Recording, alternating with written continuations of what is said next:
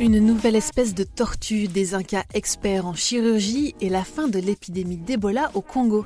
Bonjour à tous, voici votre concentré d'actualité scientifique pour ce 13 juin. La différence entre l'homme des cavernes et nous, c'est le résultat de la science. Et ce n'est pas une opinion, c'est de la science. Notre monde n'est pas si moche. L'épidémie d'Ebola en République démocratique du Congo semble sous contrôle. Le directeur général de l'OMS a déclaré dimanche pouvoir en finir très bientôt avec cet épisode. Le dernier cas a été recensé le 2 juin dans un village isolé et plus d'1 millier de personnes à risque ont été vaccinées. Le rover Opportunity a dû suspendre ses opérations sur Mars pour cause de tempêtes de sable. Détectée par la NASA le 1er juin, cette dernière a plongé l'engin dans le noir alors que le rover compte sur l'énergie solaire pour garder ses batteries au chaud. Il court actuellement le risque d'atteindre une température critique qui mettrait fin à 14 ans de bons et loyaux services sur la planète rouge. Les chirurgiens incas vivant au Pérou avaient un talent incroyable pour la trépanation.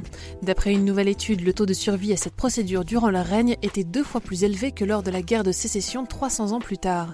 Selon des chercheurs, cet écart important pourrait également provenir de la mauvaise hygiène en période de guerre provoquant des infections. Les lance-flammes d'Elon Musk sont arrivés et attisent déjà les discussions. 1 millier de ces appareils alimentés au propane ont été livrés samedi.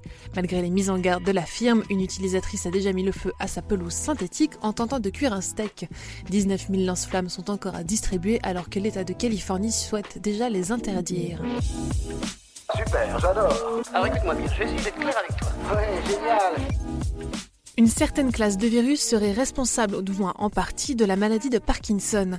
Selon une nouvelle étude, ces bactériophages, des virus s'attaquant aux bactéries, provoqueraient directement la neurodégénérescence chez les patients atteints de la maladie. Leur concentration anormale conduirait à une baisse de production des neurotransmetteurs. Une nouvelle espèce de tortue a été découverte à l'ouest du Mexique. La tortue Kionosternon vocti, reconnaissable à la tache jaune sur le bout de son nez, vit dans les ruisseaux près de la ville de Puerto Vallarta, proche de la côte pacifique. Selon les scientifiques, l'espèce serait unique à ce site et déjà à haut risque d'extinction. Des scientifiques ont pu réparer une partie des dommages cérébraux causés par la démence chez des souris. Ils ont pour cela utilisé un médicament contre l'asthme disponible dans le commerce depuis déjà 22 ans.